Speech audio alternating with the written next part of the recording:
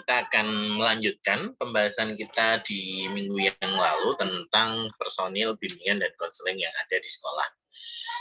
Minggu yang lalu kita sudah membahas tentang struktur organisasi ini. Kita sudah membahas yang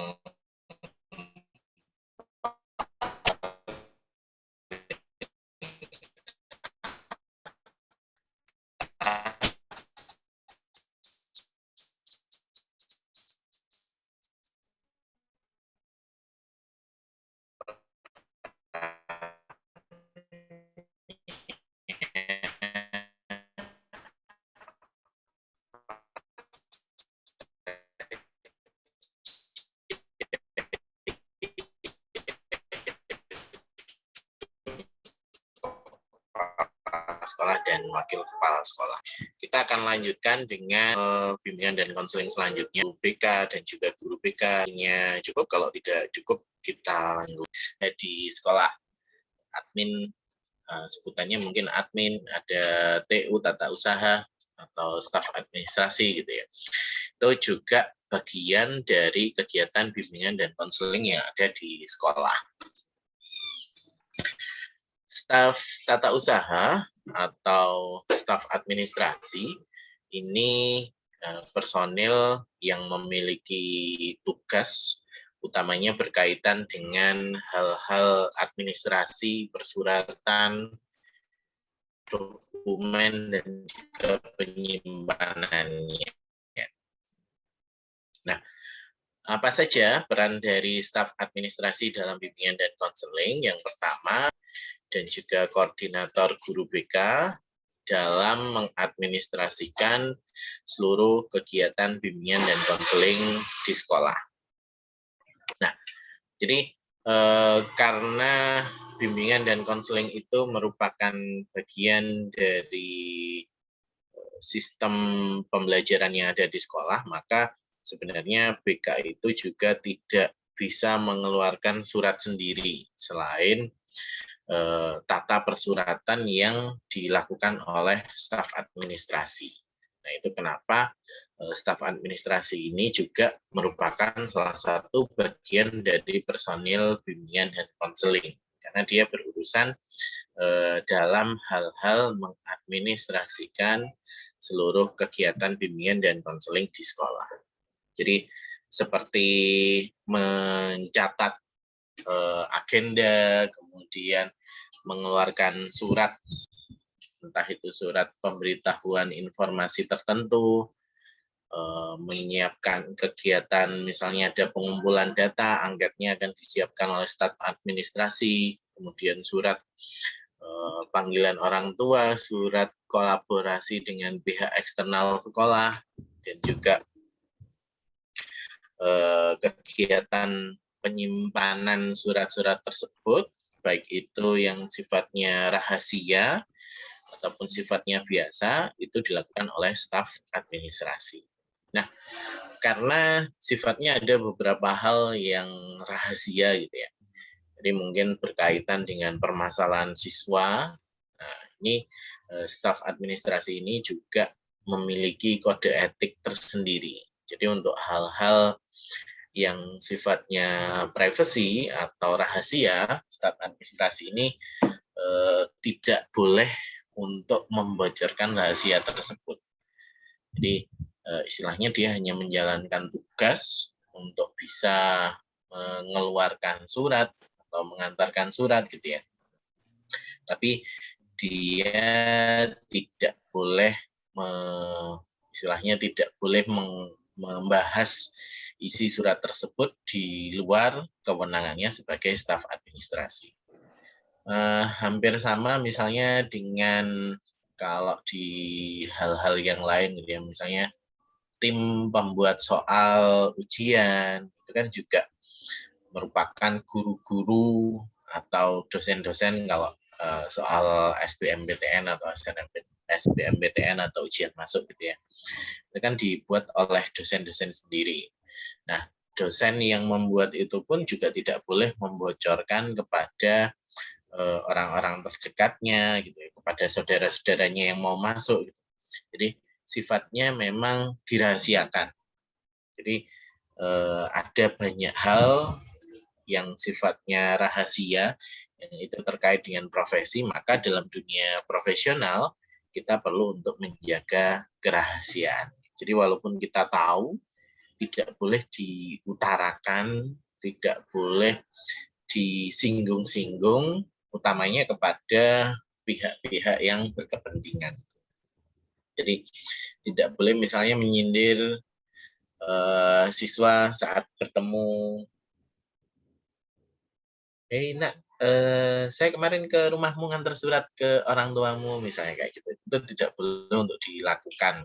Jadi kalaupun dia kemarin ngantar surat kepada orang tuanya, itu tidak boleh dibahas, tidak boleh dengan sengaja untuk menyapa siswa yang memiliki kaitan dengan tugas-tugas administrasi, bimbingan, dan konseling. Sehingga di sini kerahasiaannya akan tetap terjaga. Berikutnya, membantu mempersiapkan seluruh kegiatan bimbingan dan konseling.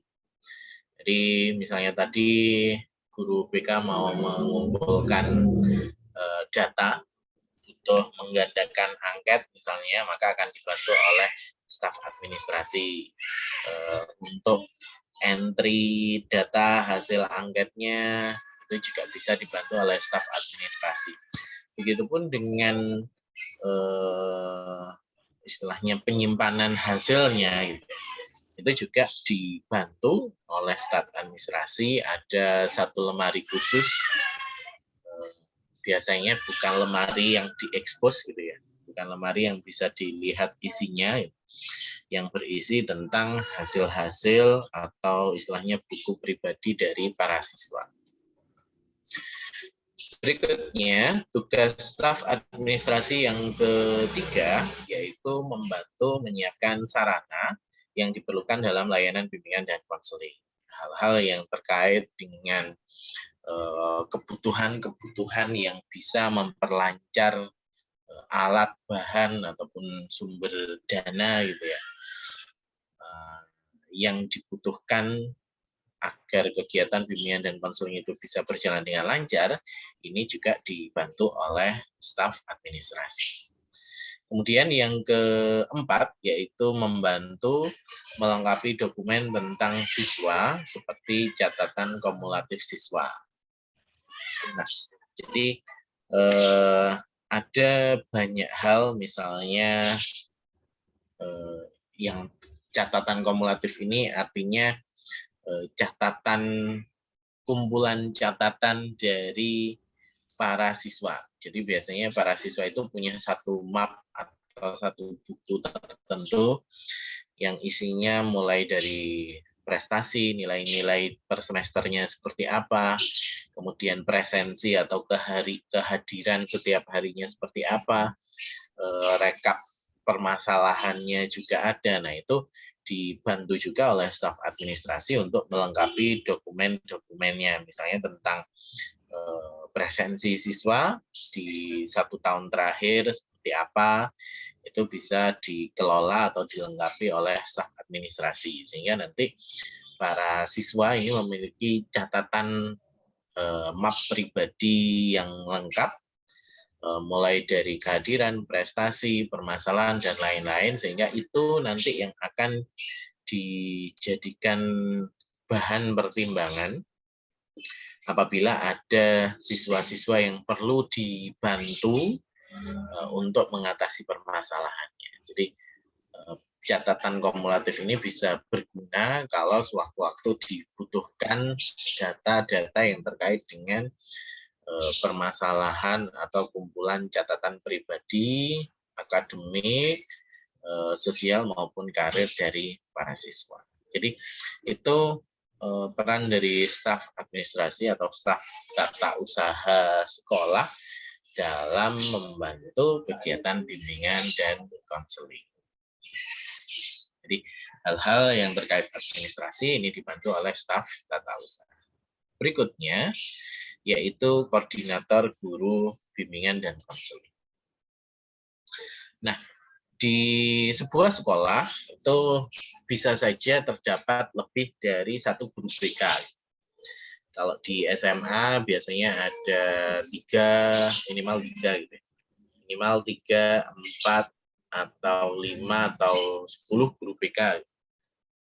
Kalau di sekolah swasta mungkin tergantung jumlah siswanya berapa. Kalau jumlah siswanya banyak, biasanya juga akan ada lebih dari satu guru BK.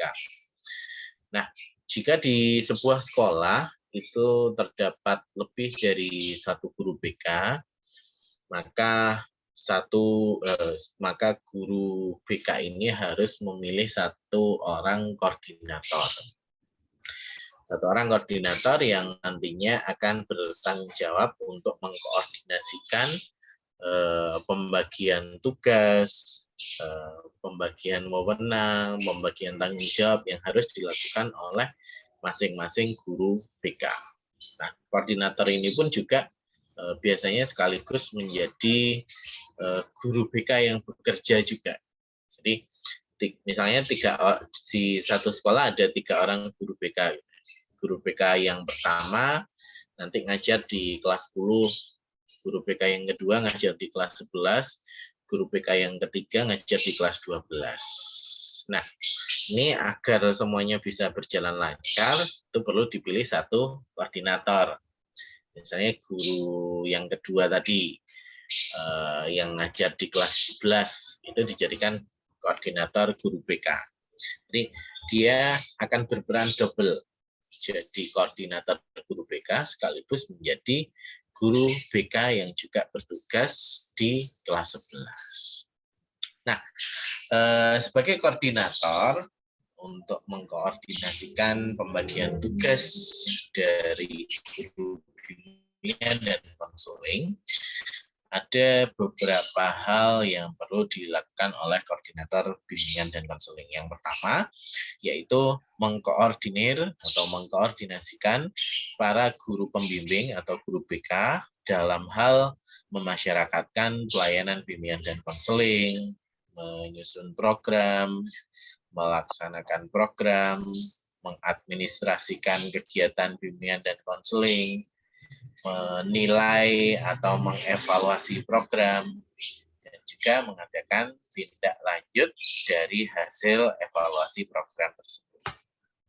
Nah, jadi tugas dari koordinator guru BK yang pertama ini mengkoordinasikan atau memastikan bahwa masing-masing guru BK yang ada di sekolah tersebut itu menjalankan beberapa hal ini. Memasyarakatkan pelayanan bimbingan dan konseling. Artinya guru BK itu perlu untuk membuat atau mensosialisasikan bahwa pelayanan bimbingan dan konseling ini adalah satu hal yang wajar, adalah satu hal yang umum, yang bisa dimanfaatkan oleh semua siswa. Tidak harus siswa yang bermasalah saja, tetapi juga siswa-siswa lain yang membutuhkan bantuan pengembangan diri misalnya, itu bisa memanfaatkan pelayanan bimbingan dan konseling. Ini sosialisasinya dalam bentuk kegiatan yang menyenangkan, dalam arti tidak hanya jargon-jargon semata, tetapi juga ditunjukkan dalam keseharian guru BK, bahwa benar-benar bisa menunjukkan guru BK itu bisa menjadi sahabat siswa, baik siswa-siswa yang ingin maju maupun siswa-siswa yang ingin menyelesaikan permasalahan. Sehingga saat ada siswa yang datang ke ruang BK itu tidak akan dicurigai oleh teman-temannya yang lain. Nah, itu ada apa kok ke ruang BK, ada masalah apa misalnya seperti itu. Jadi memasyarakatkan pelayanan BK dalam arti pelayanan BK ini memang diharapkan bisa dinikmati oleh semua siswa yang ada di sekolah. Jadi itu hal yang pertama yang harus dikoordinir oleh koordinator guru BK, memastikan guru BK melakukan pemasyarakatan layanan bimbingan dan konseling. Jadi pelayanan kesehatan mental ini memang sedang menuju ke arah baru gitu ya. Jadi sama seperti halnya psikiater, psikolog, saat ini berfokus pada bagaimana agar masyarakat bisa menerima layanan kesehatan mental ini.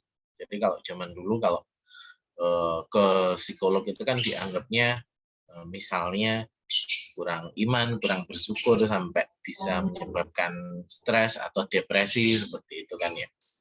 Nah, ini arah pandangnya mulai diusahakan untuk berubah. Jadi agar para masyarakat atau orang-orang yang bisa menikmati bimbingan dan konseling atau pelayanan kesehatan mental itu juga semakin banyak lagi. Itu juga dengan psikiater. Psikiater itu kan juga mulai membenahi diri terbuka gitu ya.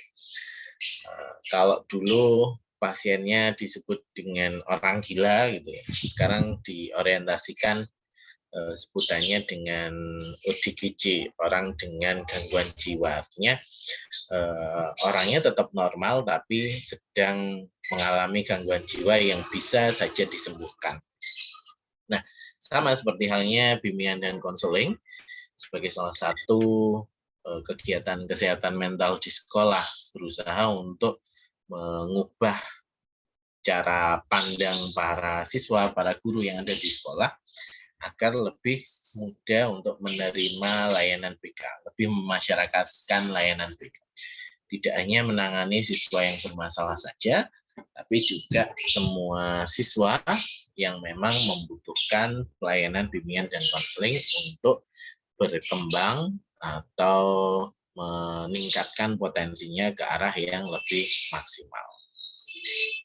Berikutnya, koordinator guru BK ini bertugas untuk mengkoordinasikan agar para guru BK ini menyusun program.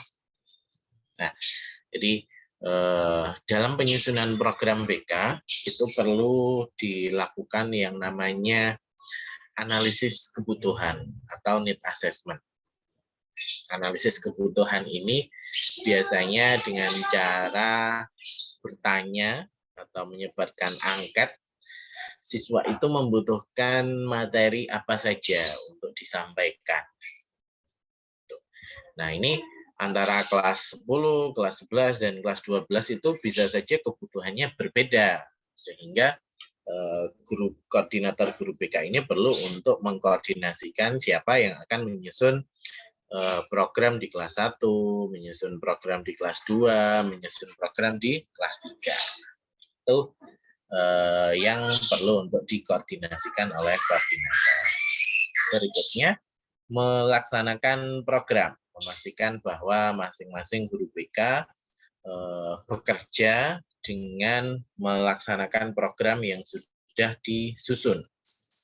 Jadi tidak boleh dalam bahasa Jawa itu sailinge sak kecandae, seingatnya, sebisanya gitu ya. Tapi harus disesuaikan dengan program yang sudah disusun. Jadi bulan kalau kita lihat di minggu efektif tahun ajaran baru gitu ya, misalnya mulai minggu kedua Juli, minggu ketiga Juli, minggu keempat Juli, Agustus minggu pertama, minggu kedua, minggu ketiga, itu apa saja yang harus dilakukan itu sudah diprogramkan sehingga guru BK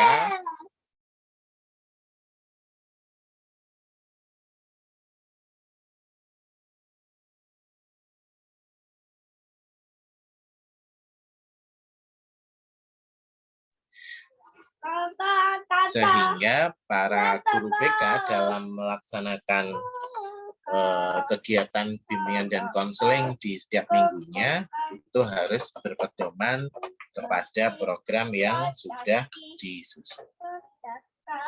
Nah, berikutnya koordinator guru BK ini mengkoordinasikan agar para guru BK bisa melaksanakan pengadministrasian kegiatan bimbingan dan konseling.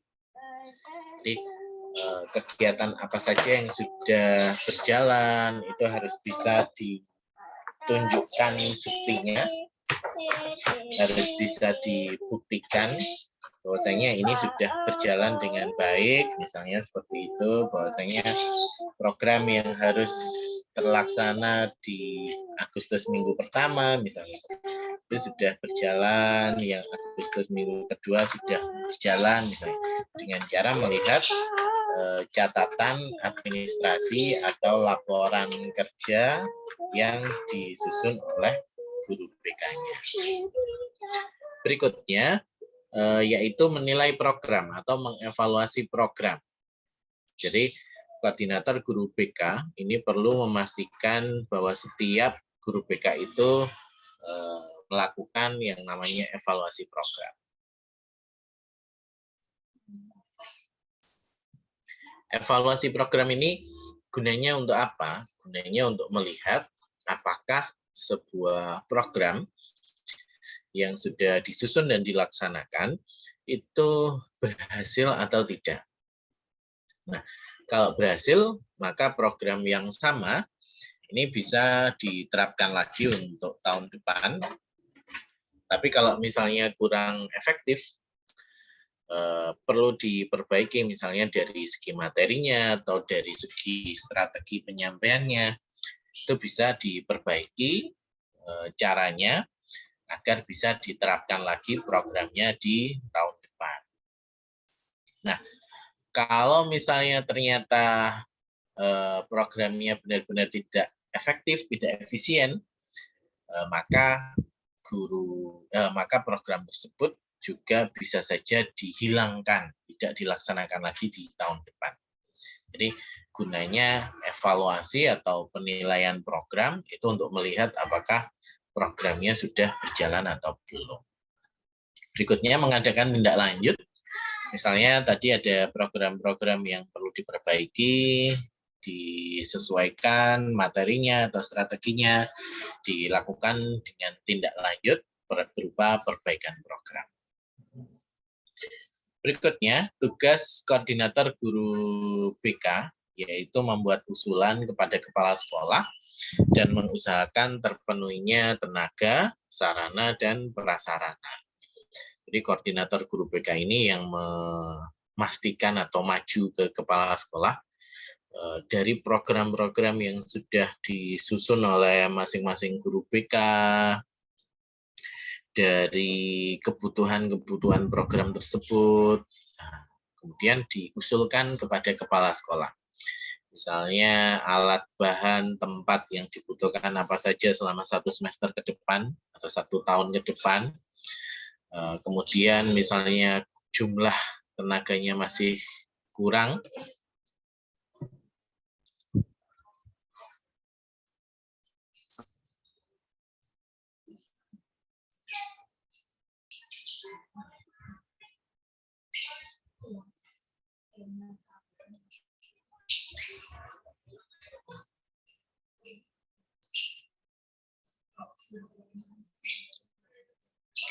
saya lanjutkan. Koordinator guru BK ini perlu untuk membuat usulan kepada kepala sekolah agar kebutuhan program dan juga utamanya tenaga, misalnya masih ada kekurangan tenaga atau kurang jam untuk masuk ke kelas, ini bisa diusahakan dengan proses usulan kepada kepala sekolah. Dan yang ketiga, mempertanggungjawabkan pelaksanaan kegiatan BK kepada kepala sekolah. Jadi apa yang sudah diprogramkan, sudah dilaksanakan, itu perlu untuk dilaporkan, dievaluasi, dilaporkan untuk sebagai akuntabilitas atau tanggung jawab bagaimana pelaksanaan layanan BK yang sudah dilaksanakan oleh guru-guru BK di sekolah tersebut. Nah, ini agar lebih efektif, pertanggungjawabannya diusulkan oleh koordinator guru BK.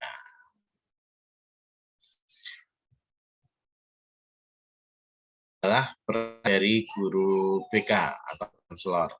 Secara umum hampir sama seperti turunan dari tugas koordinator BK pada slide sebelumnya. Peran guru BK atau konselor yaitu memasyarakatkan kegiatan BK, jadi harus bisa disosialisasikan dengan baik, merencanakan program mulai dari menyusun, melakukan need assessment, memilih strategi yang tepat untuk masing-masing programnya, masuk pada kegiatan perencanaan program. Kemudian melaksanakan persiapan kegiatan bimbingan dan konseling. Jadi setiap minggu atau setiap akan melakukan kegiatan BK, jika memerlukan persiapan-persiapan berupa medianya, berupa tempat, berupa materinya, atau perlu kerjasama dengan pihak lain sebagai narasumber, itu dilakukan persiapannya.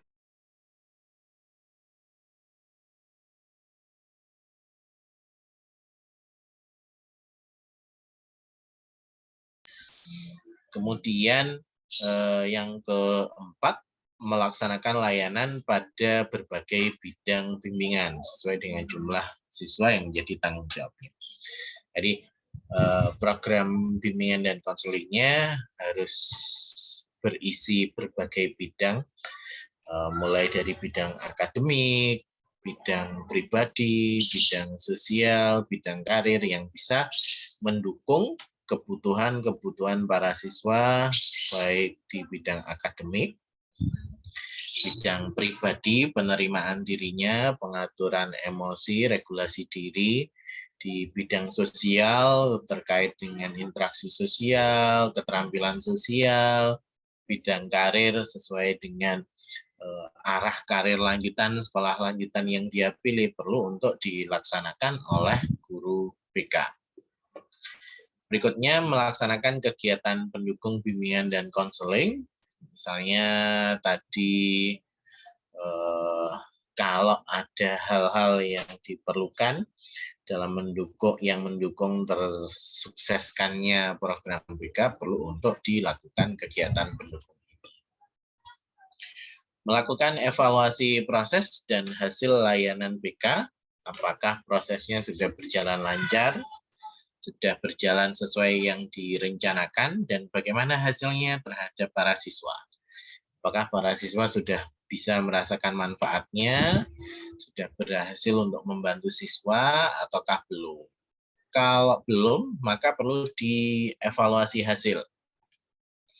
Melakukan analisis hasil evaluasinya, kiranya apakah perlu diperbaiki strateginya, atau materinya harus lebih up to date, penyampaiannya mungkin perlu dilakukan dalam bentuk permainan misalnya, atau pemberian informasi saja, atau pemberian keterampilan, itu didasarkan dari hasil evaluasinya. Melaksanakan tindak lanjut berdasarkan hasil analisis evaluasi untuk perbaikan program berikutnya, mengadministrasikan kegiatan bimbingan dan konseling, tercatat rapi sebagai sebuah laporan, dan mempertanggungjawabkan tugas dan kegiatan kepada koordinator guru BK. Jadi kalau tadi koordinator guru BK bertanggung jawab kepada kepala sekolah, di sini guru BK atau konselor ini mempertanggungjawabkan kepada koordinator guru BK. Nanti koordinatornya yang bertanggung jawab kepada kepala sekolah. Berikutnya, peran dan tugas guru mata pelajaran. Jadi, sebagai mitra antara wali kelas, guru BK, dan guru mata pelajaran, sebagai ujung tombak yang harus saling membantu dalam pelaksanaan bimbingan dan konseling di sekolah, ada beberapa tugas atau wewenang yang dimiliki oleh guru mata pelajaran. Yang pertama, guru mata pelajaran bertugas untuk membantu memasyarakatkan layanan bimbingan dan konseling kepada siswa. Artinya, kita menganggap bahwa layanan BK atau layanan kesehatan mental di sekolah itu adalah hal yang wajar untuk dinikmati oleh semua siswa. Sehingga saat ada siswa yang dipanggil guru BK atau siswa yang datang ke ruang BK, kita tahu misalnya siswa itu datang ke BK, kita tidak perlu untuk misalnya menggoda atau mengguyoni gitu ya. Atau misalnya menyindir saat di kelas, kenapa kok tadi pergi ke ruang BK misalnya demikian. Jadi kita menganggap bahwa layanan BK ini adalah hal yang lumrah gitu ya, yang bisa dinikmati oleh semua siswa, sehingga kita malah perlu untuk membantu memasyarakatkan layanan BK ini. Jadi menyarankan siswa kalau ada hal-hal yang perlu untuk ditanyakan yang terkait dengan sekolah lanjutan, permasalahan pribadi, permasalahan sosial, akademik, yang berkaitan dengan pengaturan waktu belajar, adversity, dan lain sebagainya, itu kita bisa menyarankan untuk datang ke bimbingan dan konseling. Sehingga kita memberi kesempatan kepada semua siswa, tidak membuat mereka minder saat akan memanfaatkan layanan bimbingan dan konseling. Berikutnya, melakukan kerjasama dengan guru pembimbing atau guru BK dalam mengidentifikasi siswa yang memerlukan layanan bimbingan dan konseling. Nah, jadi guru mata pelajaran sebagai pihak yang sering bertemu siswa. Jadi mungkin misalnya pelajaran biologi gitu ya, di 1 minggu mungkin ada jadwal 1 sampai 2 kali pertemuan setiap minggunya, sehingga sering bertemu dengan siswa, kita perlu untuk membantu mengidentifikasi siswa mana yang membutuhkan layanan BK. Jadi siswa-siswa yang misalnya terlihat murung, terlihat memiliki masalah, terlihat butuh bantuan pengembangan diri misalnya, ini bisa kita arahkan, bisa langsung meminta siswa untuk ke BK, atau bisa dengan yang ketiga, mengalihtangankan. Jadi kita bisa menyuruh siswa itu langsung datang ke BK, atau kita bisa menginformasikan kepada guru BK. Bahwasanya ada siswa X di kelas ini yang memerlukan layanan BK.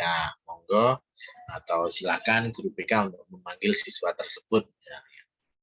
Jadi membantu mengidentifikasi dan juga mengirim atau meminta guru BK untuk memanggil siswa tersebut. Mengadakan upaya tindak lanjut layanan BK dalam program perbaikan dan juga pengayaan. Jadi misalnya untuk siswa-siswa yang mengalami masalah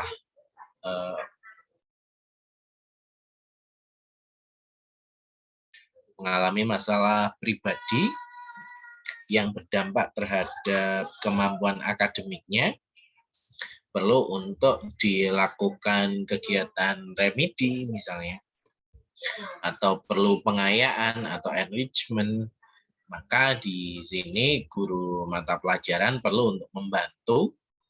Jadi setelah permasalahannya diselesaikan, misalnya masih butuh remedi, butuh penjelasan tambahan terkait materi, maka ini perlu untuk dibantu oleh guru mata pelajaran.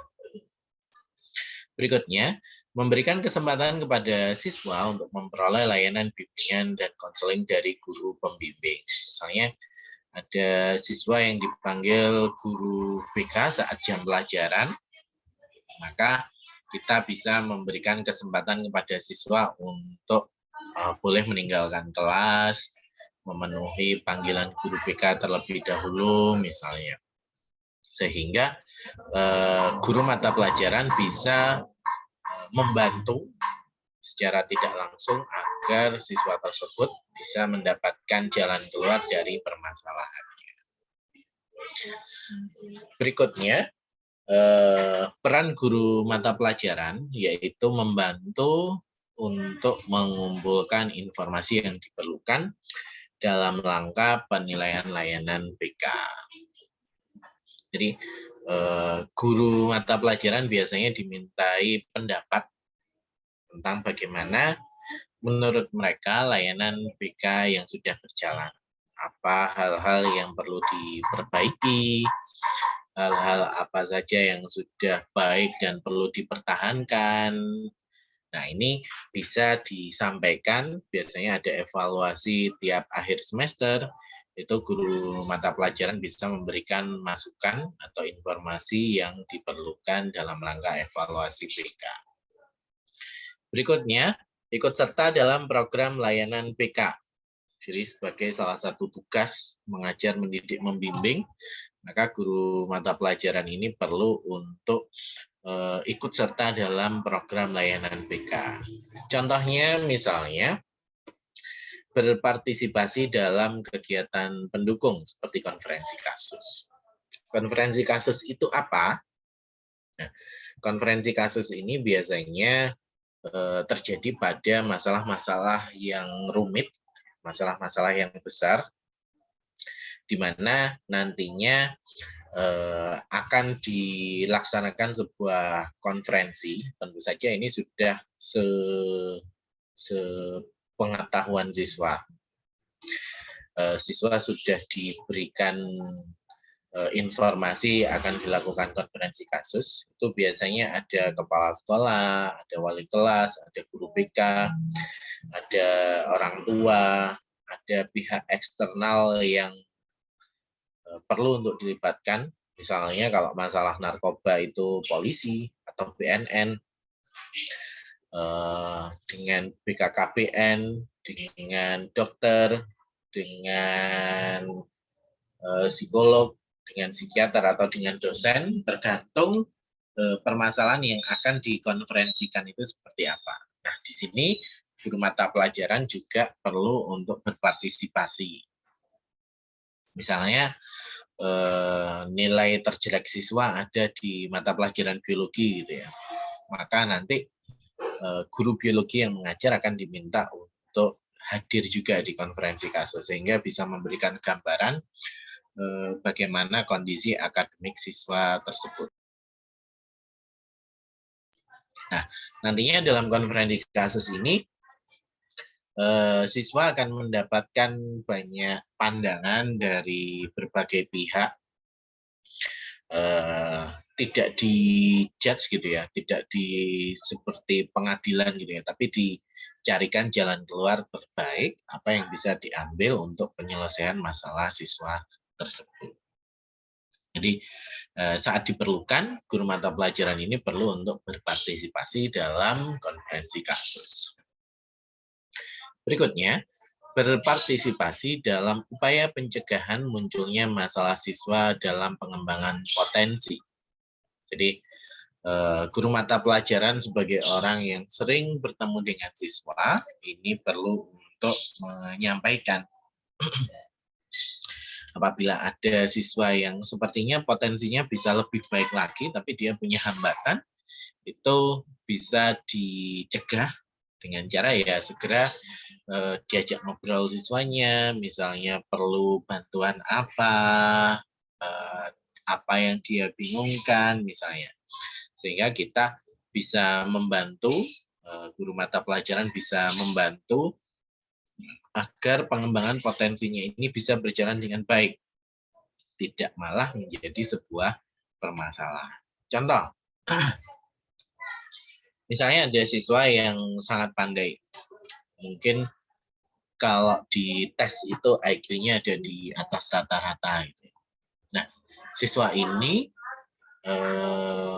semua tugasnya selesai dengan sangat cepat. Tapi karena dia terlalu pintar gitu ya, misalnya terlalu pintar dibanding teman-temannya yang lain, maka sering tertidur di kelas. Jadi diberi waktu 15 menit ngerjakan oleh gurunya, tapi dia sebenarnya 5 menit sudah selesai, teman-temannya masih belum. Sehingga 10 menit tersisa dia gunakan untuk tidur misalnya. Jadi dia suka tidur, atau dia suka ketahuan membaca komik misalnya, atau dia ketahuan suka mengganggu temannya, tapi pekerjaannya selesai.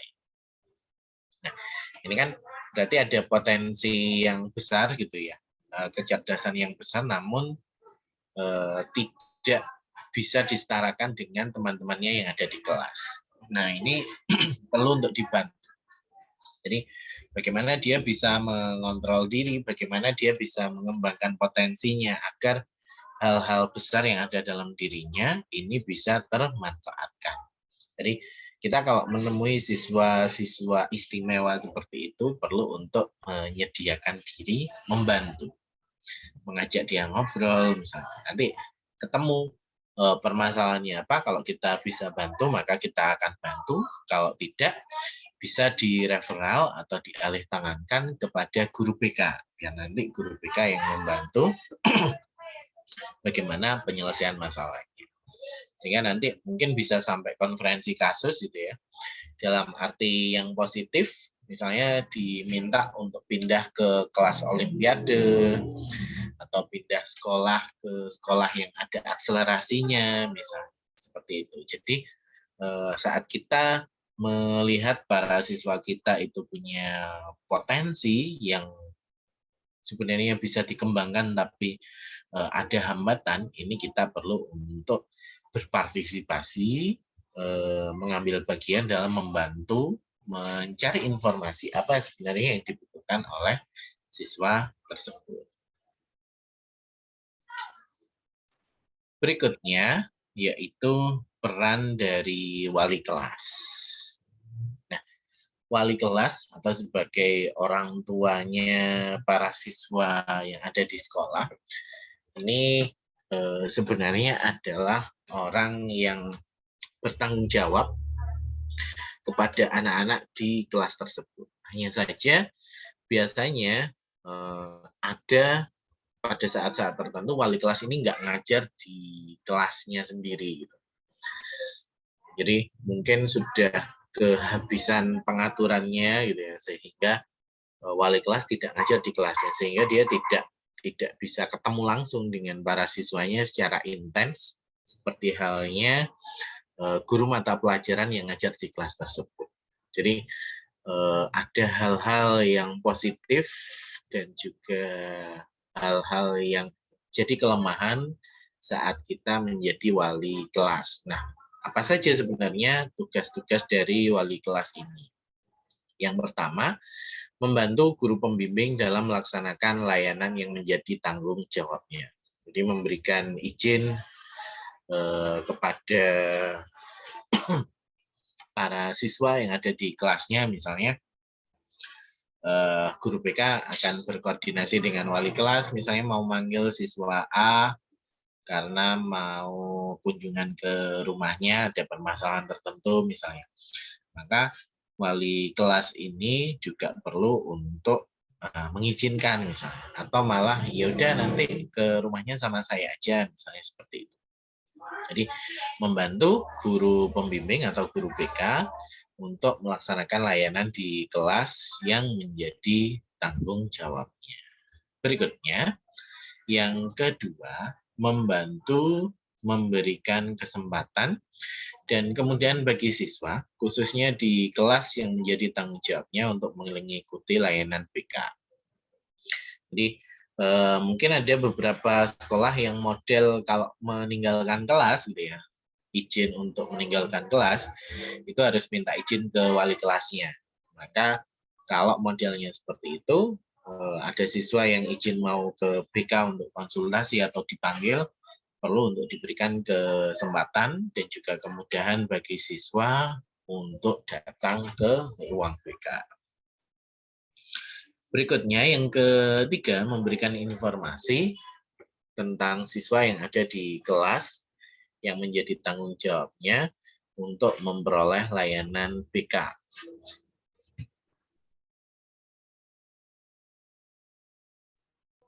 Jadi contoh, kita sebagai wali kelas tahu ada siswa yang butuh bantuan BK gitu ya, maka kita bisa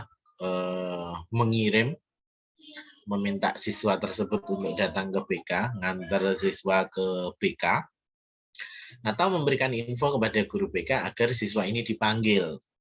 Jadi memberikan informasi siswa X ini sedang butuh layanan BK, sedang butuh layanan kesehatan mental misalnya. Perlu untuk diberikan informasinya kepada guru BK. Berikutnya, menginformasikan kepada guru mata pelajaran tentang siswa yang perlu diperhatikan secara khusus. Nah, jadi mungkin ada siswa yang di minggu-minggu ini itu sedang banyak pikiran atau dia sedang sakit gitu ya. Maka wali kelas ini perlu untuk memberikan informasi kepada guru mata pelajaran bahwa si A ini kondisinya sedang sakit, walaupun bisa masuk ke kelas tapi tolong diberikan toleransi misalnya. Atau si A ini ternyata kemarin nilai mata pelajaran tertentu itu masih di bawah KKM, maka perlu untuk diperhatikan secara khusus, misalnya di remedi, atau dipanggil ke ruang guru untuk diberikan atau ditanyai materi mana yang mungkin perlu dijelaskan ulang gitu ya, maka perlu untuk adanya kerjasama antara guru mata pelajaran dengan wali kelas terkait dengan siswa-siswa tertentu yang memang membutuhkan perhatian secara khusus. Berikutnya, peran dari wali kelas yaitu ikut serta dalam konferensi kasus. Nah, ikut serta dalam konferensi kasus ini seperti halnya misalnya tadi ada salah satu siswa di kelas tersebut yang perlu bantuan. Dia sedang mungkin punya masalah yang besar, akhirnya disepakati orang tuanya dipanggil, ada kepala sekolah, ada ahli dari luar sekolah, maka kita sebagai wali kelas perlu untuk ikut bergabung sebagai orang tua yang ada di sekolah, ikut serta dalam konferensi kasus untuk mencari penyelesaian terbaik dari permasalahan siswa. Itu bagaimana peran dari wali kelas, peran dari guru BK, koordinator guru BK, dan juga guru mata pelajaran dalam pelaksanaan bimbingan dan konseling yang ada di sekolah. Nah, berikutnya secara eksplisit tadi apa saja yang perlu untuk dilakukan sudah disebutkan. Nah, ini saya tekankan. Jadi dari uraian yang panjang tadi itu sebenarnya apa saja yang harus dilakukan oleh guru ataupun wali kelas gitu ya. Yang harus dilakukan oleh guru atau wali kelas dalam bimbingan dan konseling. Utamanya saat kita berhadapan dengan para siswa. Yang pertama, guru itu merupakan informator. Jadi karena kita sering bertemu dengan siswa, kita tahu kesulitan siswa, kita tahu bagaimana perilaku siswa saat pelajaran gitu ya. Maka guru ini bisa menjadi informator. Begitu juga dengan hal-hal yang bisa mereka dapatkan dari bimbingan dan konseling. Jadi misalnya ada siswa yang sedang punya masalah atau siswa yang bingung studi lanjutnya.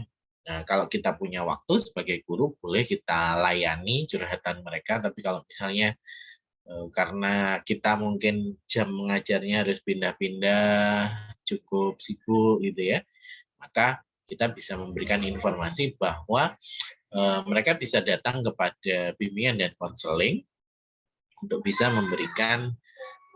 mendapatkan layanan yang mereka butuhkan, informasi karir atau tentang penyelesaian masalah itu bisa diarahkan kepada bimbingan dan konseling. Jadi kita sebagai informator memberikan informasi kepada para siswa terkait dengan apa saja peran-peran yang bisa dilakukan, manfaat, fungsi, dan juga tujuan bimbingan dan konseling.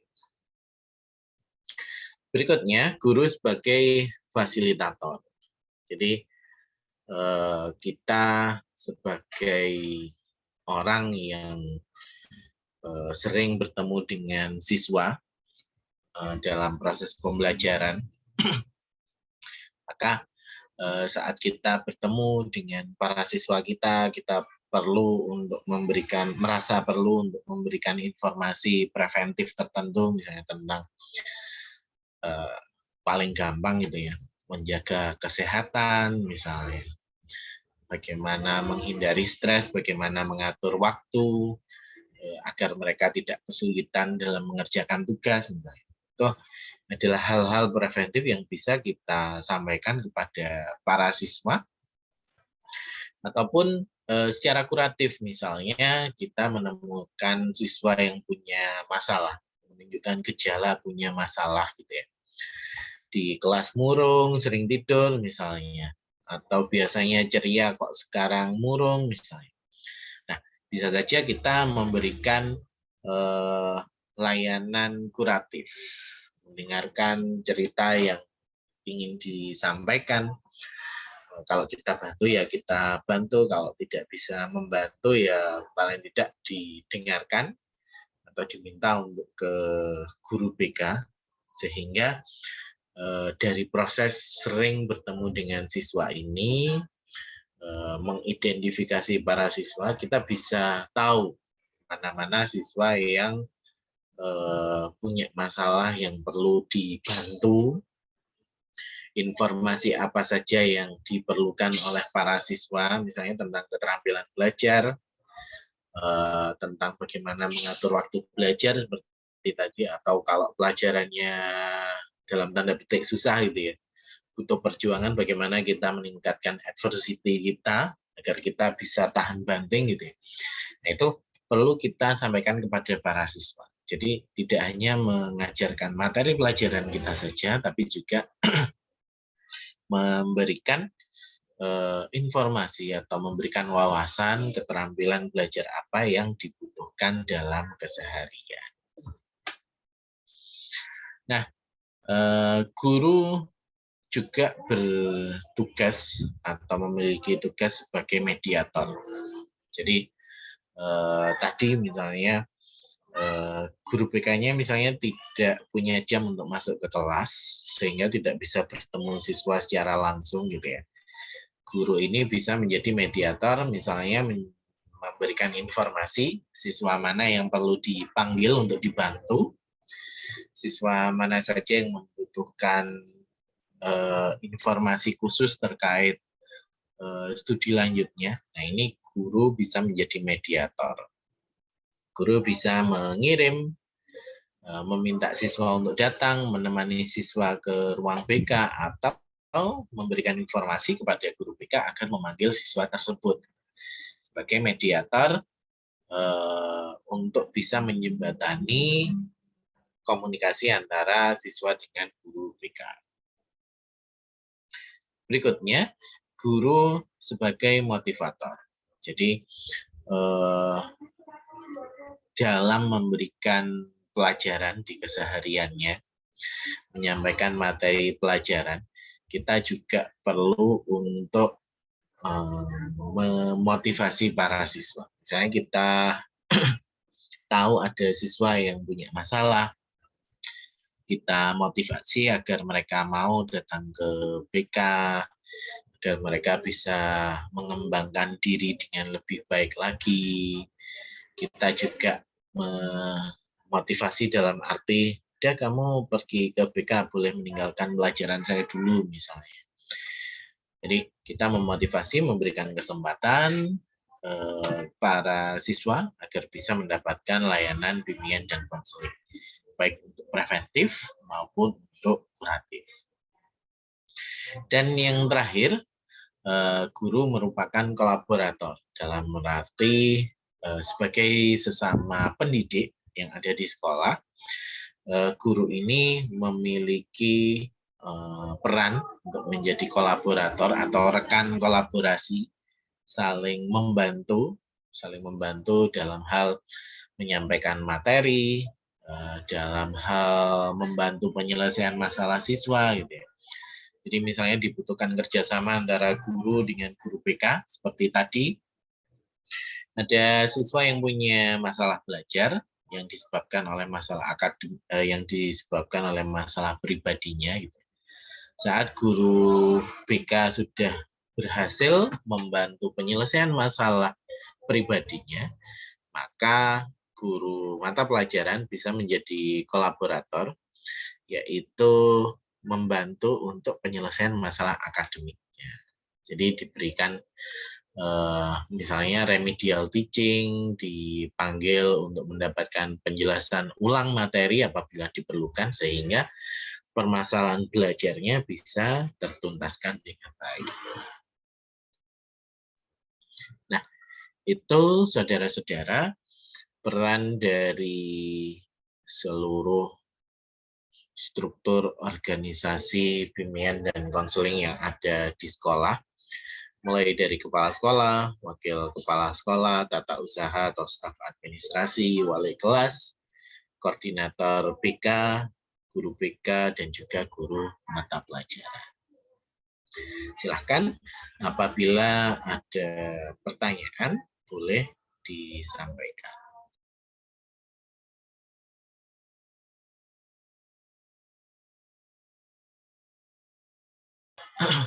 Silakan Mbak Diva terlebih dahulu, kemudian nanti Mbak Putri dan Mbak Aisyah.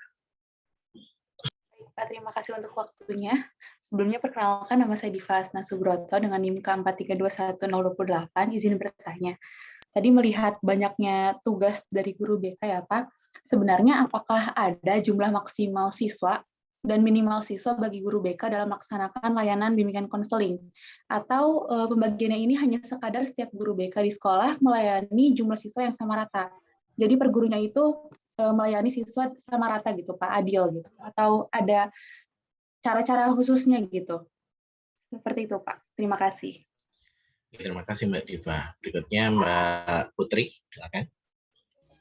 Baik Pak, terima kasih atas kesempatannya. Mohon izin bertanya. Jadi tadi kan ada tugas guru mata pelajaran yang mengawasi siswanya sehingga bisa bekerja sama dengan guru BK. Nah, ketika pada waktu masa pandemi itu kan misalnya ada anak yang masuknya itu awal masa pandemi, kemudian dia mengikuti SKS dan juga lulus ketika setelah pandemi, sehingga guru mata pelajaran itu juga tidak mengetahui banyak hal tentang seluk-beluk siswa tersebut. Nah, bagaimana caranya guru mata pelajaran tersebut bisa menganalisis siswa tersebut untuk dapat menjalankan tugasnya bersama guru BK? Terima kasih, Pak. Oke, terima kasih Mbak Putri.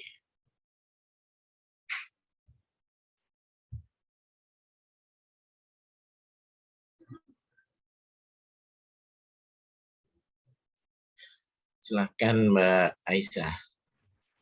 Izin bertanya Pak, perkenalkan nama saya Aisyah Rahma Kamila dari kelas A dengan NIM K432002. Di sini saya izin bertanya terkait penjelasan Bapak di awal tadi, di mana pada sekolah swasta itu guru BK-nya menyesuaikan dengan jumlah siswa, seperti itu. Nah dulu itu saat SD, guru BK saya tuh cuma ada 3 untuk kelas 1 sampai kelas 6. Nah kadang itu ada suatu waktu di mana jumlah siswa yang bermasalah itu tuh banyak kayak gitu loh Pak. Nah, jika terjadi hal seperti itu, siapa kira-kira orang yang bisa membantu guru BK gitu Pak? Kalau misalnya dalam hal ini seperti yang dijelaskan Bapak tadi, wali kelas itu jarang gitu ketemu anak-anaknya karena dia mengajar yang tidak pas seperti itu Pak. Terima kasih. Terima kasih Mbak Aisyah. kita lanjutkan dulu aja ya pertanyaannya, biar sekalian nanti saya jawabnya. Mas Ahmad Najil. Izin bertanya Bapak, mengenai tadi tahapan tentang konferensi. Nah, itu bentuk-bentuknya seperti apa dan apakah ada tingkatan atau tahap-tahapan khusus sehingga muncul konferensi kasus ini, Pak? Dan bagaimana kasus yang diemban itu apakah bobotnya disesuaikan dengan konferensi kasus, misal kasus ini poinnya 50 termasuk konferensi kasus tahap 1 gitu. Apakah ada seperti tahapan-tahapan seperti itu? Dan mengenai ruangan yang digunakan dalam konferensi kasus itu apakah menggunakan ruang BK atau ada ruang lain yang digunakan itu, Pak? Terima kasih. Ya, makasih Mas Ahmad. Berikutnya Mbak Dewi. Baik, terima kasih atas waktu dan kesempatan yang telah diberikan. Sebelumnya, perkenalkan nama saya Dewi Diharjo dengan NIM Brigadir Akhir 025 dari kelas A. Pak, saya izin bertanya ya Pak. Bagaimana jika terjadi kegagalan dalam pelaksanaan program BK yang bekerja sama dengan staf lain, Pak? Dan apa solusi yang sesuai? Terima kasih. Terima kasih, Mbak.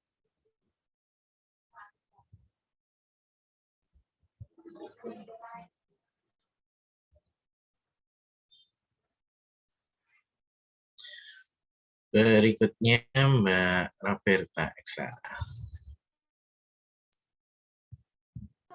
Baik Pak, terima kasih atas kesempatannya. Saya Roberta Romande Eksa dari kelas C.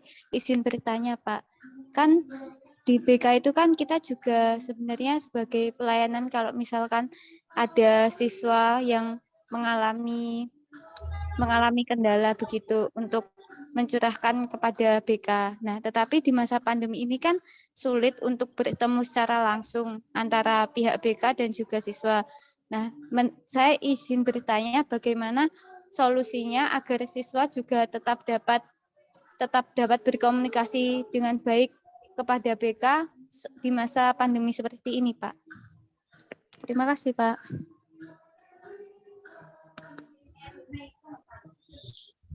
Oke, berikutnya Mbak Hanin, silakan Mbak Hanin. Baik Bapak, terima kasih atas kesempatan dan waktunya. Saya Hanin Fadilah dari kelas B dengan NIM K43214041. Izin bertanya ya Pak, apabila di dalam suatu kelas itu ada siswa yang mengalami suatu masalah, kemudian guru mata pelajarannya itu mampu untuk mengatasi masalah dari siswa tersebut. Nah, lalu apakah guru mata pelajaran ini harus melapor atau berbicara dengan guru BK, ataukah tidak perlu karena memang guru mata pelajarannya tadi sudah berhasil atau sudah mampu untuk mengatasi masalah dari siswa yang mengalami permasalahan tersebut. Begitu, Bapak. Terima kasih. Oke, sama-sama Mbak Hanin. Berikutnya Mbak Desrini. Baik, terima kasih atas waktunya, Pak. Sebelumnya, perkenalkan saya Desrini Pratinurohmah dengan NIM K4321-023 dari kelas A. Izin bertanya, Pak. Tadi yang telah disebutkan bahwa guru pembelajaran, guru mata pelajaran kan salah satunya untuk menghadapi kesulitan belajar adalah dengan melakukan remedial teaching.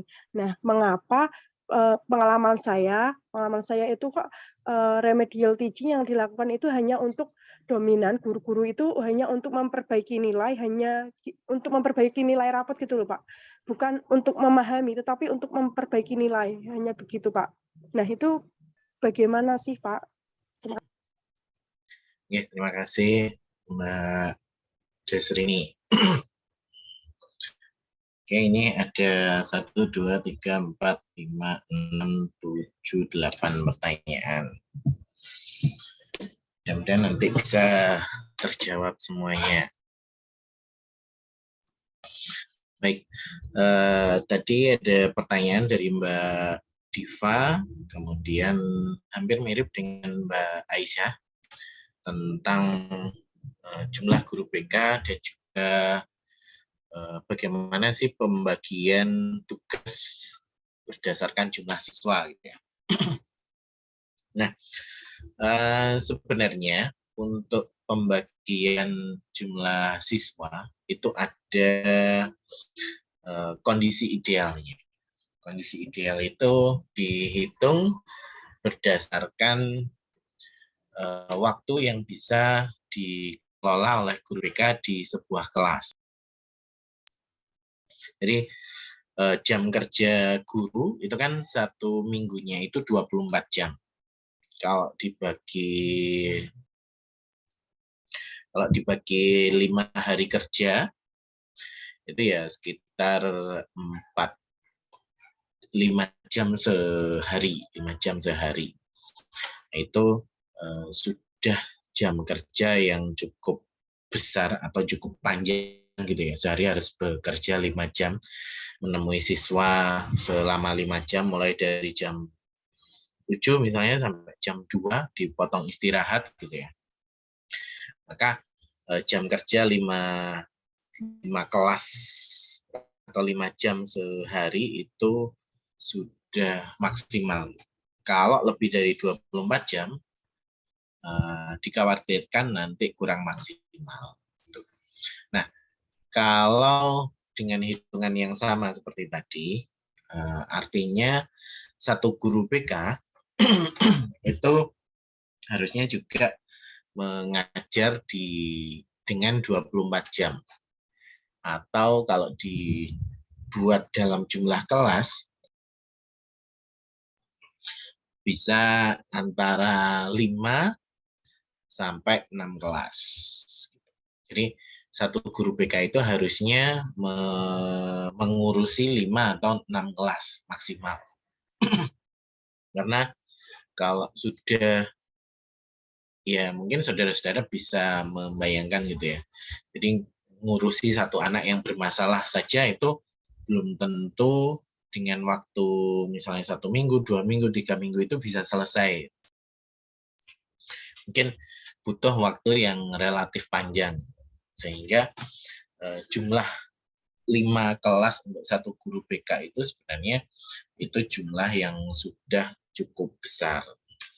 Tapi pada kenyataannya masih banyak guru atau guru BK yang mereka mendapatkan kelasnya lebih dari 5 kelas. Seperti tadi yang disampaikan oleh Mbak Aisyah, misalnya guru BK di sekolahnya hanya ada 3. Nah, itu kalau satu tingkat lebih dari 5 kelas, ini misalnya 10 kelas 10, lebih dari 5 kelas, itu artinya sudah melebihi beban. Dan bisa saja memang guru BK-nya kewalahan. Nah, tapi di sekolah swasta itu sebenarnya juga kalau swastanya bagus gitu ya, tidak ada masalah. Tapi kalau sekolah swastanya itu yang biasa-biasa saja, gitu, malah satu sekolah itu hanya ada 1 guru BK atau 2 guru BK, sehingga memang benar-benar kewalahan dan akhirnya banyak siswa yang tidak terselesaikan masalahnya. Nah, jadi kalau secara ideal satu guru BK itu untuk 5 kelas atau sekitar 150 siswa. Nah, lebih dari itu mungkin akan mengalami beberapa permasalahan seperti kurangnya waktu untuk membantu para siswa. Nah, kalau misalnya guru BK-nya kewalahan, siapa yang bisa membantu? Apakah guru mata pelajaran atau wali kelas gitu ya? Nah, ini kenapa tadi disampaikan perlu adanya kerjasama. Sekaligus membantu menjawab pertanyaannya Mbak Hanin tadi. Kalau misalnya saya sebagai guru mapel menemukan siswa, maksud untuk membantu siswa ini karena saya merasa bisa membantunya, maka permasalahan siswa ini bisa saya bantu sendiri. Nah, ini nanti di mekanisme kerjasama antara guru dengan guru BK itu ada mekanisme istilahnya alih tangan kasus tadi atau pengiriman siswa. Jadi bisa saja dalam mekanismenya itu siswa itu tidak dikirim, tapi langsung diselesaikan oleh guru mata pelajarannya atau oleh wali kelasnya. Nah, itu tetap bisa dilaporkan. Jadi, guru mapel atau wali kelas yang berhasil atau membantu siswa yang mengatasi permasalahan, itu kinerjanya bisa dilaporkan. Jadi, tadi kan tugas guru itu tidak hanya mengajar, tapi juga mendidik, membimbing, melatih, dan lain sebagainya. Nah, ada form khusus yang bisa diisi oleh guru sebagai bukti kinerja bahwa dia juga sudah melakukan kegiatan membimbing. Sehingga apa yang dia lakukan itu tidak sia-sia gitu. Tidak hanya istilahnya tidak yang tahu hanya saya dan Tuhan saja, tidak seperti itu. Tapi juga saat saya berusaha untuk membantu, kalau saya mau ini saya juga membantu kinerja guru BK, maka dengan form khusus biasanya ada form mekanisme kerjasama guru dengan guru BK, itu bisa diisi. Guru bisa istilahnya di-reimburse gitu ya. Dihargai kinerjanya yang sudah membantu penyelesaian masalah siswa. Jadi antara wali kelas atau guru mata pelajaran yang membantu penyelesaian permasalahan siswa itu bisa dilaporkan atau dihargai kinerjanya yang sudah membantu karena mungkin guru BK-nya kewalahan atau guru saat bertanya tentang permasalahan siswa ini guru merasa bisa untuk membantu penyelesaian masalah tersebut. Utamanya permasalahan-permasalahan yang terkait dengan akademik. Misalnya masalah pribadi yang berdampak terhadap akademik, masalah sosial yang berdampak terhadap akademik. Contoh misalnya punya sering diganggu adiknya kalau belajar misalnya. Kita bisa ngasih trik gimana caranya agar belajar bisa lebih tenang misalnya. Agar tidak merasa diganggu oleh adiknya gitu. Jadi hal-hal yang bisa kita selesaikan sebagai seorang guru maupun wali kelas bisa kita bantu penyelesaiannya. Kalau memang perlu untuk dibuat laporannya, maka bisa dilaporkan dalam mekanisme kinerja, mekanisme kerjasama guru dan guru BK. Jadi masih bisa dihargai kalau ada guru yang bisa membantu, bisa dihitung sebagai kinerja. Sehingga itu tadi, kalau rasio idealnya 1:5 kelas atau 1:150 siswa. Jadi mungkin tidak ideal gitu ya. Kalau misalnya maksudnya tidak saklek pembagiannya. Kalau misalnya di sekolah tersebut hanya ada 3 guru BK, ya bisa saja dibagi kelas 10, kelas 11, kelas 12, tergantung jumlah siswanya berapa atau jumlah kelasnya berapa. Tapi kalau yang ideal itu 1 guru BK membawahi 5 kelas. Kurang lebihnya seperti itu, bisa kurang dari 5 atau lebih dari 5. Nah, kalau di masa pandemi, ini pertanyaannya Mbak Putri dan juga Mbak Eksa. Misalnya selama ini atau di 2 tahun terakhir ini kan kita tidak pernah ketemu dengan siswa, hampir tidak ketemu dengan siswa. Hanya bertemu secara online melalui Zoom atau mungkin malah hanya melalui Google Classroom di beberapa sekolah tertentu. Jadi benar-benar tidak tahu wajahnya, hanya tahu kalau dia mengumpulkan tugas saja di Google Classroom. Nah, bagaimana cara kita mengidentifikasi? Ya, karena kondisinya tidak ideal, mungkin ada beberapa kelemahan yang tidak bisa kita lakukan. Tapi yang paling mudah adalah kita bisa lihat dari kehadiran atau presensi. Kalau kondisi presensinya ideal, atau dari tugas-tugas yang dikumpulkan. Dari tugas-tugas yang dikumpulkan, itu terlihat anak ini bisa mengatur waktu belajarnya enggak, bisa menguasai materinya enggak. Makanya sebenarnya sangat dianjurkan beberapa waktu sekali gitu ya. Itu kita tetap bisa tatap muka, tidak hanya tugas-tugas melalui Google Classroom. Karena nanti mungkin kalau dengan tatap muka atau melalui Zoom kita bisa bertanya kuis dadakan misalnya seperti itu yang bisa dijawab oleh siswa, atau meminta mereka untuk mempresentasikan tugas yang sudah mereka kerjakan, sehingga untuk ngecek apakah mereka memang mengerjakan sendiri atau punya masalah dengan masalah belajarnya. Tapi kembali lagi, karena ini kondisinya memang tidak ideal, mungkin hal-hal seperti itu sangat minim sekali bisa dilakukan.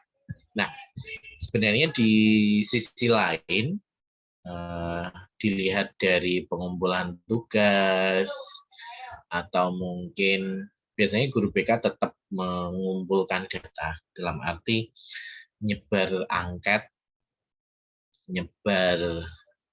ada angket yang namanya daftar cek masalah gitu ya.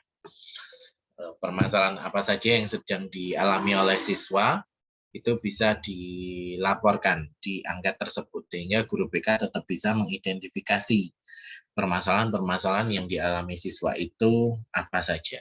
Tetapi karena lagi-lagi ini self-report gitu ya, artinya masalah ini mau saya sampaikan atau saya sembunyikan itu tergantung saya sebagai siswa yang melaporkan mengisi angketnya itu, ya mungkin dari segi kevalidannya tidak sampai 100% valid, mungkin ya di 90 atau di 80%. Tapi ya hanya itu yang bisa kita lakukan.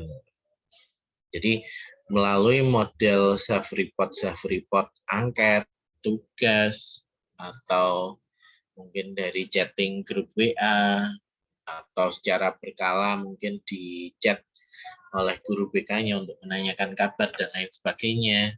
Jadi itu usaha yang bisa dilakukan untuk bisa membantu atau mengidentifikasi para siswa di masa pandemi ini.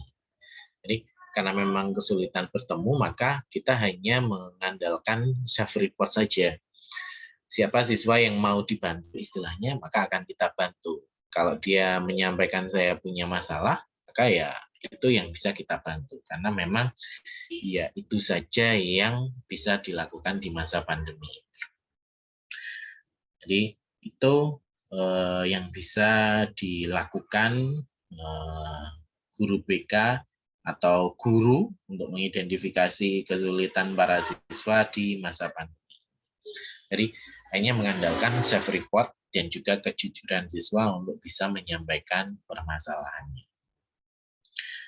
Kemudian tadi pertanyaan dari Mas Ahmad Najihil tentang konferensi kasus. Nah, ini menarik. Tadi mungkin saya agak terlewat menjelaskannya. Konferensi kasus itu tidak serta-merta bisa kita berikan kepada semua siswa. Jadi ada tahap-tahapannya. Yang pertama,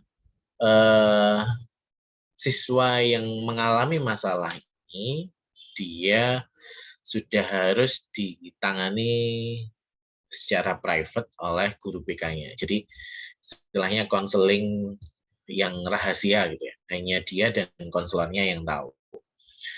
Dan dalam setiap proses konseling itu yang diharapkan adalah perubahan perilaku. Nah, misalkan setelah dibantu konseling selama 7 minggu atau 8 minggu gitu ya, tidak ada perubahan perilaku, artinya si siswa ini tidak mau untuk dibantu kan, seperti itu. Jadi tidak ada kemauan untuk berubah atau tidak mau dibantu, sehingga guru BK bisa menawarkan yang namanya terminasi. Terminasi itu pengakhiran hubungan. Jadi kalau memang sudah tidak mau dibantu, maka kegiatan kita bisa kita akhiri. Mungkin saya yang tidak bisa membantu kamu atau kamu yang tidak mau berubah gitu. Nah, saat diterminasi ini maka akan ditawarkan untuk konferensi kasus. Apakah misalnya kamu mau saya beri tawaran penyelesaian masalah yang melibatkan orang tua, kepala sekolah, guru kelas, wali kelas, gitu ya. Karena mungkin kita merasa bahwa permasalahan si anak ini kompleks dan butuh dukungan dari orang-orang tersebut, butuh dukungan dari kepala sekolah, dari wali kelas, dari orang tua dan lain sebagainya. Jadi kalau kita merasa oh ini perlu dibantu dengan melibatkan banyak orang, maka kita tawarkan kepada si siswa tersebut apakah mau dibantu dengan konferensi kasus. Kalau mau dibantu dengan konferensi kasus, dengan tujuan ingin mencari jalan keluar, maka akan diselenggarakan konferensi kasus. Jadi kita anggap masalahnya ini sudah layak untuk dibahas bersama, karena siswanya juga sudah setuju tadi. Oke, boleh saya minta konferensi kasus saja. Nah, maka nantinya bisa dilakukan konferensi kasus dengan mengundang berbagai pihak yang diperlukan. Jadi walaupun mungkin banyak pihak yang terlibat, tetap sifatnya rahasia. Jadi kepala sekolah menangani ini, ya wajar dia tahu karena ini adalah siswanya. Tapi kepala sekolah tidak boleh membocorkan permasalahannya kepada siswa yang lain, kepada guru-guru lain yang tidak ikut konferensi kasus misalnya.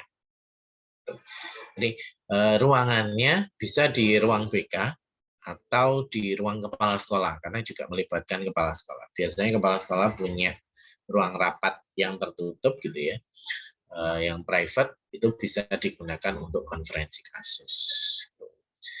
Kalau misalnya tadi dia mau dibantu dengan konferensi kasus, oke, kita lakukan konferensi kasus.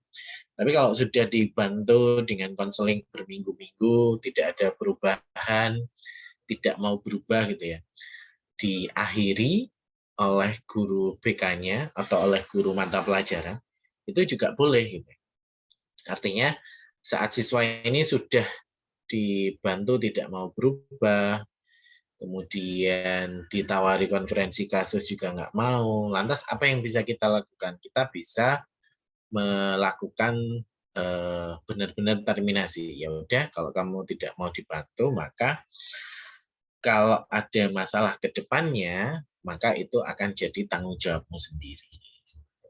Jadi kalau misalnya kamu tetap melakukan ini, nanti ketahuan oleh guru tatib atau kepergok oleh polisi misalnya, atau terkena masalah karena permasalahan ini, maka kami sudah lepas tangan. Nah, biasanya untuk terminasi ini ada surat pernyataan bahwasanya yang bersangkutan tidak lagi mau dibantu oleh guru BK atau wali kelasnya atau guru mata pelajaran. Sehingga nanti misalnya kegap oleh guru tatib gitu ya. Dalam arti kita nggak melaporkan ke guru tatib gitu. Tapi karena sudah saya bantu nggak mau berubah, ya udah nanti kalau kena masalah sendiri ya udah gitu. Nah, kita sudah berlepas tangan. Nah, itu kita bisa lakukan demikian. Tapi yang jelas si siswa ini juga harus dipahamkan resiko-resikonya kalau dia diterminasi tadi. Jadi kalau dia sudah paham resikonya dan dia tetap milih terminasi, ya itu sudah jadi tanggung jawabnya sendiri. Jadi kelihatannya memang apa ya istilahnya kok tega gitu misalnya. Tapi ya kita juga perlu lihat misalnya sudah 8 minggu dibantu tapi tidak ada perubahan, sedangkan kita juga diperlukan oleh siswa-siswa yang lain, maka si siswa yang tidak mau dibantu ini ya sudah, nanti kalau ada masalah ya itu sebagai resiko karena dia tidak mau berubah gitu. Jadi itu tahapan konferensi kasus dan juga terminasi bantuan yang kita berikan. Jadi kita bisa tarik kesimpulan ya, artinya kita bisa membantu siswa saat siswa itu mau berubah. Kalau dia tidak mau berubah atau tidak mau dibantu, ya sudah, biar dia nanti yang kena sendiri akibatnya. Tapi yang jelas kita tidak memojokkan atau tidak melaporkan ke orang lain, karena kita sudah istilahnya sudah sanggup untuk menjaga rahasia, menyanggupi untuk menjaga rahasia, sehingga apapun yang akan terjadi ya itu sudah tanggung jawabnya sendiri. Itu mudah-mudahan bisa membantu menjawab tentang tahapan bentuk konferensi kasusnya. Berikutnya, apabila ada kegagalan dalam kerjasama, tadi yang ditanyakan oleh Mbak Dewi, misalnya antara guru dengan guru BK atau dengan wali kelas, dalam membantu mengatasi permasalahan siswa itu mengalami kegagalan. Nah, solusinya seperti apa? Nah, sebenarnya di struktur organisasi atau tadi saya sebutkan mekanisme kerjasama guru dengan guru BK, itu sudah ada langkah-langkahnya. Nanti kita bahas di minggu depan mekanisme kerjasamanya seperti apa. Nah, kalau kegagalan itu diakibatkan oleh ada kesalahan prosedur mekanisme, maka kita harus kembali ke mekanisme kerjasamanya. Siapa yang nggak patuh, maka ya harus mengakui kesalahannya. Entah guru BK-nya atau guru mata pelajarannya sudah tahu mekanismenya seperti ini. Kalau tidak dilaksanakan ya berarti salah satu harus menyadari bahwa ada kesalahan di mekanismenya. Maka itu yang perlu diperbaiki, mekanisme kerjasamanya. Tapi kalau kegagalannya itu karena siswanya tadi tidak mau berubah, jawabannya sama seperti pertanyaannya Mas Ahmad Najihil tadi. Ya kalau memang dia tidak mau berubah, tidak mau dibantu untuk berubah, ya itu sudah menjadi resiko dia. Tapi kalau ada kesalahan di mekanisme kerjasama guru dengan guru BK, maka perlu dilihat kesalahan mekanismenya ada di mana. Apakah misalnya guru BK belum menyelesaikan masalah pribadi siswa tersebut, sehingga masalah pribadi masih mempengaruhi masalah akademiknya, tidak bisa fokus di akademik, maka ya ini harus guru BK-nya yang harus tanggung jawab untuk menyelesaikan masalah pribadinya terlebih dahulu, masalah pribadi siswa, sebelum nantinya dikirim kepada guru mapel untuk mendapatkan remedial teaching. Jadi kalau ada kesalahan atau belum mampu untuk mengatasi permasalahan, Mbak Anin, dilihat nanti Mbak Dewi. Kalau ada kegagalan kerjasama, maka perlu dilihat apakah mekanisme kerjasamanya ada yang dilanggar. Kalau ada yang dilanggar, maka dia harus memperbaiki kesalahannya. Jadi sama-sama membantu, karena target kita atau tujuan kita adalah membantu para siswa. Jadi kita harus berada di posisinya masing-masing untuk bisa membantu para siswa. Berikutnya Mbak Hanin tadi sudah, kemudian Mbak Desrini. Nah, mengenai remedial teaching, di beberapa sekolah ada yang remedial teaching-nya cuman ngulangi ujian saja gitu ya. Nah, itu sebenarnya bukan remedial teaching, tapi ujian susulan atau ujian ulang. Remedial teaching itu idealnya tidak dilakukan di akhir semester. Jadi dilakukan selama proses pembelajaran berlangsung. Misalnya, setiap selesai ulangan harian atau ulangan bulanan gitu ya, ulangan di setiap bab gitu ya. Kalau ada siswa yang masih di bawah KKM, siswa tersebut harus dikumpulkan untuk diidentifikasi masalahnya. Masalahnya ada hal lain di luar pelajaran atau karena belum paham dengan materinya. Kalau belum paham dengan materinya, maka harus diulangi penjelasannya kepada sekelompok siswa tersebut. Jadi remedial teaching ini akan berjalan kalau pelaksanaannya di tengah-tengah semester, bukan di akhir semester. Ini misalnya setelah selesai ulangan harian atau setelah selesai UTS itulah maksimal. Setelah selesai UTS itu perlu diberikan remedial teaching. Kalau pelaksanaan